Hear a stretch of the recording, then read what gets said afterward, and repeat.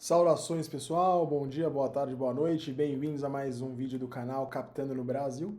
E hoje eu vou falar sobre um tema que um amigo meu me perguntou esses dias e que eu achei bem interessante aí de fazer um vídeo, que é: quais são aí, Fabão, as três cláusulas mais importantes aí, ou as mais perigosas que você vê num contrato de investimento, né, da perspectiva do empreendedor, né? O que ele tem que de fato estar olhando, estar com cuidado para não fazer nenhuma besteira aí nesse momento que é tão delicado, né, que é o momento de captação da empresa.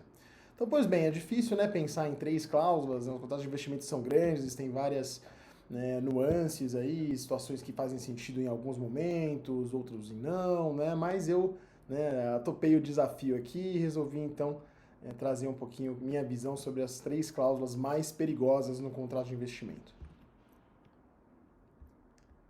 Legal. Primeira delas, pessoal, eu vou falar aqui da liquidation preference, tá? Ou preferência na liquidação aí, tá bom? Como que essa cláusula vem, né? Então eu trouxe aqui uma cláusula, né? Eu redigi aqui um modelo que poderia vir no seu contrato de investimento essa cláusula, né? Na ocasião de um evento de liquidez, né? Traduz-se aí a venda da empresa, antes da realização de qualquer pagamento ou distribuição de ativos de titularidade da empresa, né? O yada yada juridiquês ali, né? É, a empresa deverá ser assegurado ao investidor, ao investidor XPTO aí, o direito de prioridade no reembolso do capital no valor correspondente a X vezes, uma vez, duas vezes, três vezes, quatro vezes, oito vezes o valor investido, corrigido pela variação do IPCA, do IGPM, de algum índice aí, né, que seja usado no contrato, né? E como que isso funciona na prática, né? Então eu trouxe um exemplo prático aqui. A gente vê uma empresa que tem essa cap table, né? Então empreendedores ali com 60%, tem ali algum stock option pool, né, para colaboradores chaves de 10%, tem anjos com 10% e tem o investidor ali, o investidor A, que já tem 20% da empresa. Então vamos pensar que esse investidor A ele investiu ali 10 milhões na empresa, né, no momento que ele entrou. Ele tem uma liquidation preference de 3 vezes, sem correção para facilitar as contas aqui, né, mas de 3 vezes o capital investido. E vamos imaginar que os demais sócios, aí, empreendedores, stock option, anjos, não têm liquidation preference, né? Como que funciona, como ficaria essa situação? Bom, vamos pensar que a empresa vai ser vendida, né? Situação ali legal, você recebeu uma oferta de venda por 50 milhões dessa empresa. Se não tivesse uma liquidation preference, quanto cada sócio iria tirar dessa transação de 50 milhões? Os empreendedores, 60% de 50 milhões, 30 milhões. Né? O stock option pool, né? Os colaboradores-chave ali, 10% dos 50, 5. E o investidor A tem 20% vai tirar os 10 milhões dele. Tá? Isso é uma situação sem liquidation preference. Agora, se existe uma liquidation preference nos moldes que eu coloquei ali em cima, a primeira coisa que acontece é o investidor tirar as 3 vezes o capital investido sem correção. Ele investiu 10 milhões, ele vai tirar 30 milhões. Ele tira os 30 milhões dele, e sendo essa uma non-participating liquidation preference, que eu vou falar um pouquinho mais pra frente, sobram 20, né, e ele não vai tirar mais nada desses 20. Esses 20 vão ser divididos entre os outros sócios.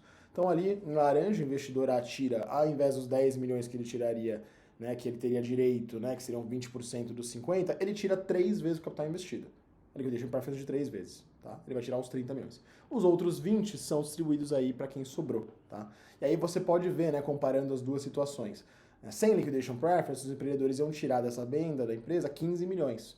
Com a liquidation preference, eles vão tirar 30 milhões. Com a liquidation preference, eles vão tirar 15 milhões. Tá? Então, basicamente, todo mundo aí perdeu metade, né, do que tiraria, né, na venda da empresa pela existência dessa liquidation preference. Tá bom? Bom, alguns cuidados aí, né? A liquidation preference, ela é uma cláusula que ela pode aparecer, ela é relativamente comum em rodadas mais avançadas, tá? Então, a partir de um série B, é normal que o investidor que está entrando vá pedir uma liquidation preference, tá? Antes, até um série A, não é tão comum você ter que, né, ceder aí uma liquidation preference. Investidor anjo, né, rodada seed, não é legal, não é comum você ter uma liquidation preference, então tenta não usar, tá? Tenta negociar, né, explicar para os investidores que, poxa, isso não é interessante, né? Tenta tirar isso do seu contrato. Mas se a rodada for mais avançada ou se o seu valuation está muito alto, muito esticado, é comum que o investidor vá brigar para ter uma liquidation preference. Tá? Inclusive, este é um mecanismo que os investidores usam para, às vezes, aceitar um valuation que eles sabem que é caro. Às vezes falam, olha, esse valuation é muito caro, a chance de eu ganhar dinheiro pagando isso agora, né, numa saída é super baixa, então o que eu posso fazer como investidor? Coloco uma liquidation preference de 3, 4 vezes, que é o retorno mínimo que eu quero ter, por exemplo, naquela empresa. E aí, assim, pode ser que eu não acredite que o negócio vai crescer tanto que vai me dar uma saída de 10 vezes, mas eu garanti meus 3 na liquidation preference, porque eu acho que vai ter uma saída intermediária ali, tá bom? Então é uma cláusula que às vezes os investidores vão brigar, né, mas é para ter. Às vezes ela faz sentido, mas de preferência tenta tirar ela, porque ela é uma cláusula perigosa que pode trazer surpresas desagradáveis para você e para os seus sócios aí que não têm esse direito de liquidation preference, tá bom? Outro ponto aqui da liquidation preference, cuidado com as letras miúdas, tá? Porque existem diversos tipos de liquidation preference. Tem participating, non-participating, né? Que é quando, né, no caso da participating, o investidor ele tira ali, no exemplo que eu dei, os 30 milhões e ainda participa com 20% do que sobrar, né? O que é bastante irrazoável aí na minha opinião. Então, tente ir para uma non-participating, que é como eu expliquei, né? O investidor ele opta, ok, ou eu recebo o percentual que eu tenho, né, o correspondente, né, o percentual que eu tenho, ou eu tiro a minha liquidation preference e aí eu saio da mesa, o que sobrar é dividido entre os outros sócios, né, que acaba sendo um pouco mais justo, tá? E tenta, claro, minimizar esse múltiplo, né? Uma coisa é um investidor ele pedir ali uma vez o valor investido, né? Corrigido talvez por um IPCA, isso é razoável. Agora o investidor vem e pede 5, 6 vezes o valor investido, já não é tão razoável, a não ser que você esteja, né, com uma rodada com valuation muito além, né, muito maior do que o tamanho da sua empresa aí, né, poderia justificar. Né? E aí nesses casos realmente o investidor vai pedir aí uma correção de 2, 3 vezes ou até mais às vezes. Tá? Às vezes, pessoal, o empreendedor não gosta muito de ouvir isso, mas às vezes vale mais a pena você negociar um valuation um pouquinho menor, tá? Ou negociar algum tipo de earnout, que olha, se a saída da empresa for num valor abaixo de X, eu dou tanto de percentual para esse investidor, do que ter uma liquidation preference, tá? Porque a liquidation preference, ela pode te colocar, assim, ela pode basicamente acabar com o dinheiro da saída, né? E não sobrar nada ou sobrar muito pouco para investidores. Acontece de às vezes não sobrar nada mesmo, tá? Porque se você tem, imagina, repetidas rodadas de captação e todos esses investidores têm liquidation preference, o primeiro vai tirar o dinheiro dele, o segundo vai tirar o dinheiro dele, o terceiro vai tirar o dinheiro dele, e aí você vai ver o que sobrou. Às vezes o que sobrou é muito pouco, tá? Então é uma cláusula que é bom você tentar fugir dela, né? E às vezes vale a pena você abrir mão de outras coisas para poder tirar isso, principalmente em rodadas ali até o Série A, tá bom? Legal, uma segunda cláusula aí bastante, né, um conjunto de cláusulas que pode ser bastante perigosas aí pro empreendedor, né? São vetos a novas rodadas de captação, tá? É comum que os investidores, quando eles entram num novo negócio, né, fazem um aporte, eles tenham uma série de vetos, ou às vezes isso vem como um voto afirmativo, né? Isso significa que, para que determinada coisa aconteça, o investidor, aquele investidor específico, ele tem que votar positivamente. Se ele não vota positivamente, a coisa não acontece. Tá? Ou o veto, que significa, se a coisa está acontecendo, ele pode ir lá e vetar. Tá? Na prática dá na mesma, mas contratualmente pode vir das duas formas. Quais são vetos comuns, né? Eu quero vetar que a empresa, sei lá, a empresa fatura 1 milhão por ano, eu quero vetar que ela possa fazer negócios, fazer contratos, assumir dívidas acima de, sei lá, 300 mil reais, porque eu quero ter um mínimo de controle, né, de coisas que são extremamente importantes para o futuro da empresa. Tá? Então, vai ter uma lista de vetos em qualquer contrato de investimento, isso é comum. Mas existe aí, alguns investidores tentam colocar um veto a novas rodadas de captação. Isso pode vir de algumas maneiras diferentes, tá? Não vai estar escrito dessa forma, né? São vetados novas rodadas de captação. Pode vir escrito, por exemplo, que o investidor A terá o direito de veto ou de voto afirmativo sobre a emissão de novas ações ou os direitos de dívida conversível em ações. Significa novas rodadas de captação. Né? Ou sobre o ingresso de novos sócios, ou sobre o aumento do capital social. Né, ou sobre a emissão de debêntures ou títulos de dívida conversíveis. Isso tudo são vetos que o investidor está colocando para novas rodadas de captação. Tá? Por que isso é perigoso, né, gente? Porque imagina você, né, em alguma situação que a sua empresa precisa de mais capital. Ela vai ter que fazer uma rodada de captação. Se tem um investidor que pode simplesmente vetar isso, você pode bloquear o acesso a capital na sua empresa no momento em que isso é absolutamente necessário. Né? E a sua empresa pode falir aí por falta de capital. Tá? Então, assim, no geral, tenta bloquear, né? A dica que eu dou aí tenta bloquear essas cláusulas que retiram a liberdade da companhia de captar, tá bom? Existem outras maneiras, né? O investidor, né, o interesse desse investidor, quando ele coloca uma cláusula desse tipo, geralmente é não ser diluído contra a vontade dele. Mas tem maneiras mais, né, melhores de trabalhar isso, né? Você colocar ali, olha, uma cláusula de antidiluição, que também é uma cláusula perigosa, que eu vou falar daqui a pouco, mas colocar uma antidiluição em caso de down round. Ah, você limita esse medo do investidor de ser diluído, né, no momento em que ele não quer, né? Seria uma situação de down round, por exemplo, mas você não proíbe a empresa de captar, porque se você proíbe ela de captar, pode ser que isso gere problemas de caixa grandes aí para sua empresa, tá? Então, tenta ir por outros lados, geralmente esse é um ponto que eu já vi isso aparecer em contratos padrão, né? Mas que geralmente você consegue negociar, porque você vai para o investidor e fala, poxa, não é do interesse de ninguém que exista qualquer shareholder aqui, né? Qualquer sócio aqui que possa bloquear uma nova rodada. É óbvio que ninguém quer fazer, por exemplo, um down round, uma rodada com um valor, né, abaixo do que foi a rodada anterior, mas às vezes acontece. E aí você vai simplesmente ter alguém que pode levantar a mão, bloquear e a sua empresa fica sem capital, né? Então isso não é bom para ninguém, tá? Então é uma cláusula que, se você explicar, conversar, dialogar direitinho com o seu investidor, você deve ser capaz de tirar ela, né, ou de colocar algumas travas nela, tá? Então há vetos a novas rodadas, por exemplo, que troquem o controle da companhia. Ah, se vai ter uma mudança de controle, eu posso vetar. Isso é bem mais razoável do que um veto amplo a qualquer nova rodada de captação, tá? Então existem maneiras aí de você criar uma cláusula um pouquinho mais favorável que não proíba, né, não bloqueie a captação pela empresa, tá? Se você, né, tenta negociar, vai falando com o investidor, olha, não faz sentido, isso pode ser perigoso, pode colocar minha empresa em maus lençóis e tal. Mesmo assim, o investidor não arreda o pé, ele quer essa cláusula de veto a novas rodadas de captação de forma ampla, isso pode ser um indicativo que esse investidor ele tem um interesse em adquirir 100% da sua empresa no futuro, tá? Não necessariamente agora. Por quê? Se de repente ele pode bloquear qualquer rodada, ele pode ir acompanhando o momento da sua empresa, na hora que ele precisa de capital, ele vai lá e fala, não, eu coloco capital, caso contrário eu bloqueio, né? Não é muito amigável, mas pode acontecer, pode ser um indicativo disso. Então, se você vê que isso não está sendo negociado, levanta essa hipótese com o seu investidor e fala, poxa, mas por quê? Você tem interesse em comprar 100% lá na frente? Qual que é? E aí negocia de acordo, né? Se você está falando de uma operação de investimento minoritário, cujo interesse do investidor é fazer uma aquisição 100%, né, ou virar majoritário, né, comprar o controle, isso tem implicações, tem maneiras de você negociar aí, né, situações de saída com earnout, enfim, isso é bom que isso venha para a mesa no momento de negociação, né, dos documentos aqui dessa rodada. Tá? Ficam aí as dicas. Por fim, gente, cláusulas de antidiluição, tá?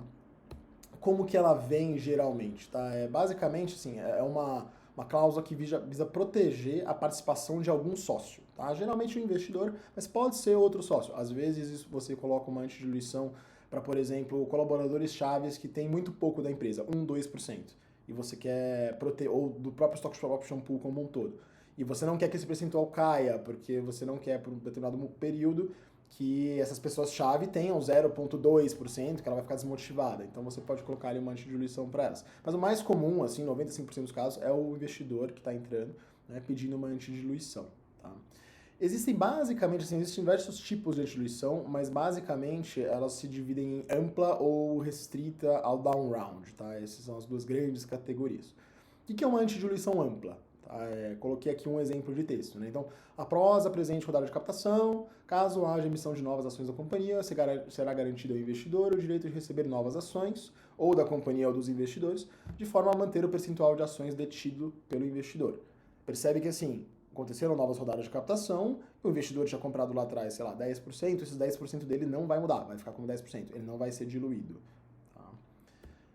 E o outro tipo, bem mais comum e bem mais justa, digamos assim, para os empreendedores, é a antidiluição limitada ao down round, né? Que ela vai dizer, por exemplo, né, após a presente rodada de captação, caso haja emissão de novas ações da companhia e o preço de emissão dessas ações, ou valuation, seja inferior ao pago pelo investidor, será garantido ao investidor o direito de receber ações de forma a você pode manter o percentual de ações, ou seja, não diluir aquele investidor no caso do down round, ou, né, pelo menos igualar o valuation pago pelo investidor ao valuation da nova emissão. Tá? Esse tipo de antidiluição, né, ligada a um down round, ele é extremamente comum e até que justo para o investidor, né, de ter algum tipo de antidiluição ligada ao down round. Uma antidiluição ampla já é bastante incomum e bastante injusto aí para o empreendedor. Tá? Mas depois eu falo um pouquinho de dicas nesse sentido. Deixa eu explicar um pouco com um exemplo para ficar mais clara essa questão da antidiluição. E aí eu vou usar o exemplo do caso de down round, que é muito mais comum do que a antidiluição ampla, tá? Então, vamos usar aqui a mesma cap table que a gente colocou lá atrás, né? Então o investidor A tem 20% das ações ali. Digamos que ele investiu 10 milhões num valuation post-money de 50 milhões, por isso ele ficou com esses 20, tá? E ele tem uma antidiluição down round em um modelo específico aqui que eu coloquei de exemplo, que é o full ratchet, tá? E mais ninguém tem, só ele tem essa antidiluição, tá? Bom, o que vai acontecer, tá? Vamos imaginar aí uma situação hipotética em que você precisou fazer um down round, né? A empresa não cresceu tanto quanto estava esperado, ou até diminuiu um pouco, ela precisa de capital, você vai arrumou um novo investidor que vai fazer um aporte, mas ele fala, mas o valuation pós-money que eu vou pagar é 40. Aí você vai brigar, você vai falar, pô, mas na última foi 50 e tal, ele vai cruzar o braço e falar assim, o investidor que entrou antes pagou caro, eu não vou pagar caro, eu vou pagar 40. Você quer esse investidor, você quer fazer essa rodada, você aceitou. Né? Então você está fazendo um down round. Você tem uma rodada de 50 milhões e depois uma rodada, um valuation de 40. Né? Então caiu o teu valuation nesse período. O investidor, né, o investidor A, né, o inicial ali, ele tem essa cláusula então de antidiluição, né, em caso de down round. E aí o que vai acontecer? Basicamente você vai pegar o valuation que esse investidor A, né, original, pagou, você vai reduzir ele para o mesmo valor, no modelo full ratchet, né, para o mesmo valuation que está sendo pago pelo investidor novo. Tá? Então, ele já pagou 50 de valuation pós-money, você vai reduzir isso para 40. Tá? Como que vai ficar isso aí em termos de cap table? Né? Você tem esse momento aqui em que todos os sócios vão basicamente ser diluídos, você vai emitir ações ou ceder ações, mas geralmente emitir novas ações, para que o valuation pago pelo investidor A, ao invés de ser 50, vire 40. Então você vê que ele passa dos 20% que ele tinha originalmente, você tem esse ajuste de antidiluição, né? Então ele vai passar para 25%, todo mundo aqui vai perder. E aí, feito esse ajuste, aí entra o novo investidor e ele dilui todo mundo. Tá? Então aí na prática é dessa forma que a conta é feita. Tá bom? Nesse modelo full ratchet, tá? Tem outros modelos. Dicas, né, pessoal? Coisas para ficar de olho aí numa cláusula de antidiluição, né? Então, assim, como eu estava falando, questão de antidiluição ampla raramente faz sentido, tá? Eu diria assim, em linhas gerais, não aceite uma antidiluição ampla. Eu nunca vou ser diluído, independente do que aconteça, assim, isso não faz sentido, né? Digamos que a sua empresa cresce pra caramba, aí você tem uma rodada de 10 milhões, depois tem uma rodada de 100 milhões de reais e o cara não vai ser diluído, o cara que entrou lá atrás, por que não? Tem que ser diluído, né? Então, é muito difícil até para o investidor justificar porque que ele quer uma antidiluição ampla. Tá? É uma coisa que você deveria ser capaz de negociar para transformar ela numa antidiluição em down round, que essa sim faz bastante sentido, né? E o investidor, ele faz sentido ele querer se proteger né, de um movimento de down round. Pô, você está me vendendo aqui uma empresa que todos sabemos que o futuro dela é incerto e a gente combinou um valuation de 50 milhões. Mas se daqui a 6 meses, um ano, o tempo que for, o valuation cair, por que eu paguei mais caro? Não, eu quero o mesmo preço, né, que esse cara pagou, eu quero uma correção do preço que eu paguei, seja pelo mesmo preço ou por uma média, tem vários modelos, mas eu quero uma correção. Então, isso é justo, né, a antidiluição down round, isso você deve negociar bem. A antidiluição ampla realmente tenta fugir. De novo, leia aqui as letras miúdas, porque tem vários, mesmo numa antidiluição para down round, tem vários modelos diferentes. Tá? Tem o full ratchet, tem o weighted average, tem vários tipos de antidiluição. Por exemplo, no weighted average você vai fazer a média dos valuations que você, né, que esse investidor pagou, que tem o direito de antidiluição pagou, e que o investidor novo está pagando, e é esse o valuation que vai ser usado para fazer aquela conta lá de ajuste de participação. No full ratchet, da maneira como eu expliquei no exemplo. Tá? Então tem N modelos diferentes, né? Leia aí as letras miúdas nessa cláusula e tente negociar um modelo mais favorável para você, né, para sua empresa. E por fim, assim, como eu comentei, essa é uma cláusula de diluição que ela pode ser usada em outros casos, não precisa ser necessariamente para o investidor, tá? Isso pode ser para o empreendedor, pode ser para executivos específicos, pode ser para eventualmente um advisor que você tenha, né, um conselheiro que você tenha, que tem ali 1%, mas geralmente para quem tem bem pouquinha participação, tá? Até ali 2, 3% de participação, né? Ou num bloco de empreendedores que já está muito diluído e tal, os empreendedores eles estão com 20%, e, né, no conjunto, e a gente quer fazer, a empresa vai fazer uma nova rodada de captação, pô, vamos tentar colocar uma antidiluição nessa rodada que seja para esses empreendedores? bastante difícil, tá, de negociar isso, né, para os empreendedores, mas às vezes, para proteger algum executivo específico que você não quer que se desmotive, isso pode ser aceito, tá? Se o investidor já está na empresa, ele entende que, poxa, é verdade, a gente não quer, né, acabar com o equity digital stakeholder ali, digital shareholder, faz sentido você, às vezes, proteger. Então, ela pode ser usada, o mais comum é que isso venha no contrato de investimento com o investidor pedindo desse jeito para ele, tá? E, de novo, ele faz sentido desde que ele seja atrelado a um down round e não de uma forma ampla. Legal, pessoal. Nesse vídeo a gente falou aqui de 3 cláusulas bomba, né? 3 cláusulas potencialmente perigosas para quem está fazendo uma rodada de captação. Falamos aí da liquidation preference, de vetos que os investidores podem exigir ou querer ter para novas rodadas de captação. E falamos também da antidiluição, né? Que é uma cláusula que pode ou não fazer sentido, né? Dependendo da situação em que ela é usada e se ela está atrelada a um down round ou não. Espero que vocês tenham gostado. Né? Se vocês gostaram, compartilha com o amiguinho, né? Com quem está captando também. A gente está aqui para ajudar, para trazer dicas para empreendedores que estão em momentos de captação de recursos. E, claro, se inscreve no canal para ficar de olho aí nos próximos vídeos.